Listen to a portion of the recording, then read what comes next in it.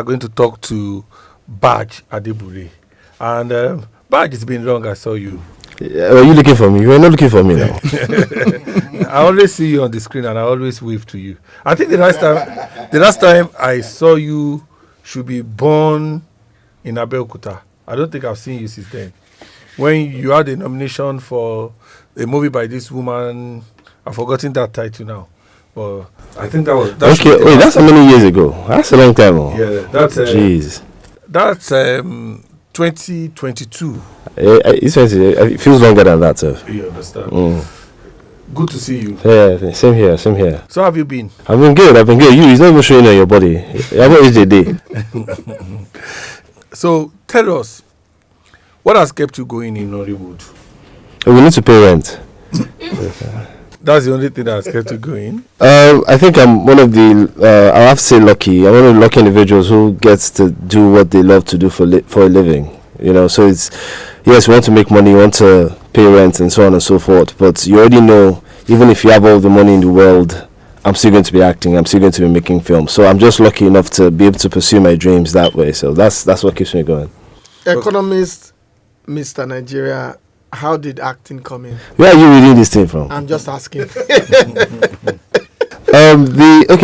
You're in school most of the times. Your course is very much being picked for you most of the time, and then you graduate and you do a few things, and then you realize that you've lived your first 2 decades for other people. Your decisions have been made for you, and you realize you're not the kind of individual that can continue like that. So I started experimenting. You know, I did a little bit of engineering, a little bit of TV presenting, red carpeting, modeling, even did a little bit of accounting and customer service. You know, just trying to find where do I want to go in this life.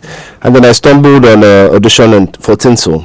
I did, I think, just 2 or 3 scenes on that, and I knew, okay, that I want to make film. It definitely has to be film.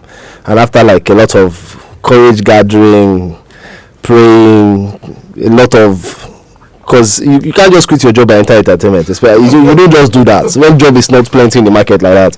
And then if you're doing that, what about all the money they spent in school? So it's a big conversation. But after a lot of persuading and talk, I finally went into it, and we thank God we're here now. Do you think it's paid off? I still think there's some career paths that would definitely have gotten me richer quicker, without a doubt. But I don't think I would have been as, would I say, happy or as fulfilled, you know? Because I was doing 9 to 5 for a bit. I think I did it for like 18 months. And no disrespect, 9 to 5 is very, very important. But I knew I was the kind of individual that I can't keep dreading Mondays and looking forward to Fridays. That's 5 days of your entire week. Every time just spent doing something that you're unhappy with. I knew I couldn't do that. So eventually I had to go for what I really wanted to do. Okay. What movie did you do that really made you to know that you are now an actor? What I mean by that is that I have friends who are actors who tell me that until they did this kind of movie, this particular movie, that when they walk on the street, nobody noticed them. You understand? And that when they did, somebody actually told me that at that time it was VHS and it used to come out on Monday.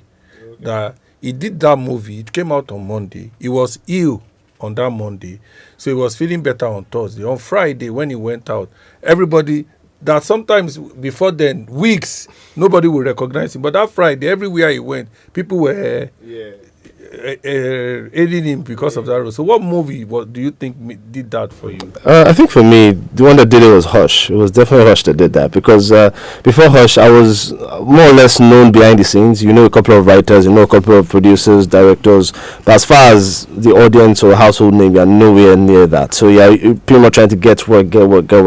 But after Hush, that's when, not even after, during Hush, that's when everything changed. That's when people actually walk up to you on the streets for pictures and autographs. People just, you walk into somewhere and everybody knows who you are. So yeah, it was Hush. It was a little disturbing at first, but you get used to it after a while.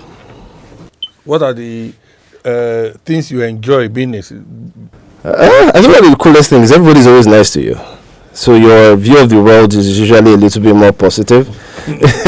Like it's Nigeria now, everywhere is hard, everybody's angry. But and you understand that that's the reality of the world, of course, you're not delusional. But you also know you don't necessarily live in that hardship most of the time. When you walk into somewhere, I still remember, I think I wanted to buy cake, and there was a long queue. The woman selling it was upset. It was during pandemic, so everyone's wearing a mask, right? It gets to my turn. The woman was ready. Make her put the mask down. The biggest smile on her face. She was just nice to me throughout. And then after I left, she went back to being angry. But there's that element of everyone that sees you always wants to be nice to you, always wants to smile, always wants to, they want to help you out everywhere they can. And it's always nice. It just makes your own day, your own world just a little bit better. Okay, so before all this, I mean, you had to make your way in the industry. And I saw a video where you were talking about your first panic moment on set and all that. You shared that. I mean, so I'd like to know what triggered that and how did you recover from that? I didn't recover, but just honestly, I think it was a film by Bolaji Ogumola. It's a very strong emotional film, and it's battling losing a child. Actually, it's a couple. They've been in love since secondary school, since university. They've gotten married. They're living their best life, and now they just have a kid. Their love is everywhere, and the unfortunate thing happens. That kid dies. So we're doing a scene where right after that happened, and that's the first time two of us are about to have a conversation. And when I'm doing a role, some of the easiest things you can do is sort of fool yourself into believing it's true. And most of the time it's a good idea because it helps you just, stay in the zone and just deliver effortlessly. It wasn't the best idea with this one because I have no idea what that feels like. And it was still a fresh thought because something just happened in my life around that time that was related to it. So I was like, I'll just use it. And that was a terrible idea because I didn't understand what was going on. I started sweating, my head was spinning. It made me finish the scene. I said, can I have a moment? I thought I'll just go outside, a few deep breaths and I'll be okay. Yeah.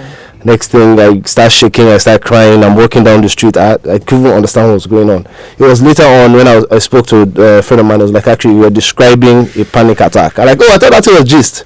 I didn't know that thing happens for real, because that must never happen to me again. It's not even funny at all. It was really disturbing. But lucky for me, I was working with Bolaji, and she's a brilliant woman, brilliant actress, and she understood, okay, let's give Baaj some time. I don't know what is going on with him because she's known me for a long time. Yeah. But whatever is going on with him must be serious because for him to walk off set and just be walking on. After the shot, you had to move. Yeah, I just literally just went off the building. I just started walking down the street at 10 p.m. at night. Whoa. It was weird, yeah. Mm-hmm. But after a while, I finally settled down, then I came back. Okay, now. It's a very competitive market now for movies to go to the cinemas. Yeah. It's tough. People dance. People do skits. Even Bros RMD had to do skits to push radio voice. Now I see that you are in a Midnight in Shangisha. It's coming out on Friday. Yeah. Now, tell me, why should I watch a Midnight in Shangisha? Why do you think I should watch a Midnight? I think the film is coming at... you can never... Hopefully, things will get worse than this. But I think it's coming at the best time because there's so much hardship and angriness in the world right now. And there's a character there that embodies it. Lucky for me, I got to play that character. He's the vision of the Nigerian dream. So you want to go to school, get a good degree, come out, get a job. You want that street roots. You get a good job. You have a woman that loves you, that is willing to build with you. He has everything all set. But unfortunately, Nigeria is Nigeria. So he has a degree. He has a lovely woman, but no job, no opportunities, and he's doing everything he can to find that next step, and unfortunately finds himself in hot water, and that's when things start to happen. And every Nigerian can relate to that, especially what's going on right now. It's how scarce jobs are. You can relate to all those very sad parts of life, but the good part about the makers of Midnight In Shangisha. They understood that Nigerians, we need to laugh, we need to have a good time. We don't want to be wallowing in our pain all the time. So as much as they touch on that, they also show a lot of other elements to keep your spirits up, keep you laughing, keep you having a good time, and I like that about it. Okay. So, when you talk about the industry, I mean, we've talked about how you got in, and stuff you've witnessed, you've encountered before. What made you popular, and now everybody knows Baaj Adebule and all that. Is there a particular risk you've taken on the job, and you say it paid off, or it never paid off? There are quite a number of risks that pay off and don't pay off, because sometimes you take a role and you even damage your mental health or physical health just to pull it off, and maybe the film doesn't come out, or when it comes out it was poorly edited so it came out bad, or if it comes out good, it came out on a platform that no one really knows. So all that hard work goes into something that no one gets to see, which is the most painful thing, because they're not paying you well enough to put your health in danger like that. So you rely on it coming out and people really connecting with it. So when that happens, it hurts you. But there are also other films that they demand so much from you, and they know they're not paying you well enough for you to do that, but they know the story they've made demands that the actor really goes there, and they hope that you're generous enough to allow yourself to go there. And I do. And when those films come out, what gives me joy is when other people watch it and they really feel the emotion in it. They are taken to the kind of things we're trying to pass across. They're transported to the world we're building. So that one makes it worth it. That one is okay. At least I didn't shoot overnight for like 5 days and start having nightmares for no reason. I still remember I had to do a character. We were shooting for like a month, and he smokes a cigarette. He's depressed and he smokes a cigarette. Cigarettes disgust the living thing out of me. So I had to start smoking like 3 weeks before the project, so everything can get used to it. And finally, when we finished filming, when they said cut, I thought I'll be fine. I started having nightmares. And they're not paying me well enough for this suffering. But when I saw the product, it was brilliant film. Unfortunately, it was one of the ones that didn't come out on the platform that a lot of people got to see. They're missing. I think it came out on Star Times AMC, and it doesn't have as much. It's not like the Netflix or the Prime. So that one was painful. So what determines the roles you pick? It's the character, actually. The character in the story. I still remember that one. Not the money. The money will still be there now. I just talked about rent first. Hello. But the thing is, I don't say bored, but just as much as you're doing what you love, unfortunately, doing it back to back, it's just a matter of time before your brain starts telling you that this is not working for you anymore. So yes, the role and the story definitely plays a huge role in it. As long as it's not something I've done over and over again, and it's exciting, it's challenging, it's scary, it's something I really think I can't even pull off. Yeah, down. That's when it gets fun. All right. As we round up. No, before we round up, I have a last question, but you can ask. You ask. Okay, so I don't know if you were misquoted, or it is what you said, but you allegedly once said that marrying a virgin can be can be traumatic for men. I mean, you and I both knew that stirred quite a number of reactions and conversations. Do you still hold those views, or that particular view? The thing is, it was. And what prompted it? Let me even see what prompted it. So we're having a conversation about virginity and how people look at it, and everyone agreed that it's a good thing. It's definitely something to be proud of, but it's also not something that you should use to beat other people over the head with, as you are now better than them because you're a virgin. But it's definitely something that if you can pull off, that's definitely great. And then we're talking about our different experiences. Now, I spoke about my own experience. That time I was still very, very young. And the blood, because I really enjoy when the person I'm doing it with is also enjoying it. Okay. But in that experience, she doesn't get to enjoy it. It's just a lot of pain, a lot of crying, and then there's the blood. So that was what I was talking about, that it is not the most enjoyable experience when you have to be the one to this virgin. Not that it is a bad thing, blah, blah, blah. And I'm sure anyone that has been through that would agree that, unless you're some weirdo that enjoys that kind of thing. Not everybody, but I quite agree with you. Yeah. I agree with you, understand. So I was like, when I was like, I do not want to go through this again. It was still very... Still in my head. I agree with you. I think I have some similar Are you thinking of marriage now? Do you have a daughter you like me to marry? So you're telling me it's you do not have quite a number of women throwing themselves. Of course they do, but this man seems to already have a very good idea of someone who would like me to be with. No. My daughter is underage. Is it okay? So it's your niece then? I don't. Where we going, bro? Are you thinking of marriage now? Everyone always thinks about marriage now. So I know the grey hair is not showing like your own, but it's there somewhere underneath here. So it's definitely a thought, most definitely. Okay, but not an immediate thought. Immediate, past, future. It is definitely going to be. Okay, do you have someone you are seeing now? Of course, I have someone I'm saying. Seriously? Yeah, seriously. How long? Yeah. You're asking for too many information now. How long? Or maybe there are so many, so you don't know. Exactly. You have cast me. Why you do?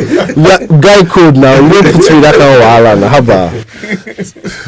So it's been very nice speaking to Abayo, man. It's been very nice. It's nice to see him and to link up with him again after so many years. But I think he needs to understand. He needs to tell us this last one. Yeah, I'm sorry. So there's. I mean, I keep asking. Do you have something in your family that has to do with Indian or something? Indian. Yes, because one, the name is Baaj. What is it? It's Baaj. Is it an acronym? Is it a full name? Is it a Nigerian? I know Adebule is Yoruba. It's understandable, but the Baaj, it comes from somewhere. Yeah, it's a nickname from when I was in secondary school, actually. So what's the full name? Adetolu Adebule. Yeah. So I used to do. Because like I said, I started off doing other things. So when I'm doing my red carpets, I'll be like I'm Baaj. Then when I get like a waka pass role, I'll put my real name. And then my friend was like, why are you separating these two? Who are you? Just join it. And that's why I started doing Baaj Adebule. And I noticed it was doing more mileage than the person that owned it. Like people will look forward to who is this guy that has this name. And then I walk in, I'm like, it's you? I thought you'd be taller. Yes, the name look like for me that's someone that has actualized. I like I know in the future. You understand why that's my name. Yeah. So it worked out pretty well. Thank you so much for coming. Thank you for having me. For those who have listened to the program today, it's going to be a very, very exciting weekend from Friday. A Midnight in Shangisha is coming out. Baaj Adebule. Incidentally, when I invited Uncle Anta, I did not know that he was in the movie. Just invited him to come and talk. Well, fortunately, we were together on set last week, actually, in Ibadan. Yeah. What are the chances? Yeah. Okay. So, Uncle Anta is in the movie. Baaj is in the movie. Shola Shobawale is in the movie. Ireti Dor. My guy, Larry Adedule. Yeah, he's a full riot in this one, man. He's in the movie. You understand? And Martha as well. Martha. Oh, okay. As you're watching that, remember, Oga Bello 2 is coming back to the with cinema. a big movie in the cinema. It's called Our Excellency. Shola Shobawale is the lead. Uncle Jide is there. Femi is there. Niyi Johnson is there. I think Femi Branch is also there. So you must have a wonderful weekend and you must watch the two. Because there is no big movie coming out on Netflix this weekend. So you can't stay at home. You must go out to the and cinemas. see the movies. You understand? Thank you so much for coming, Baaj.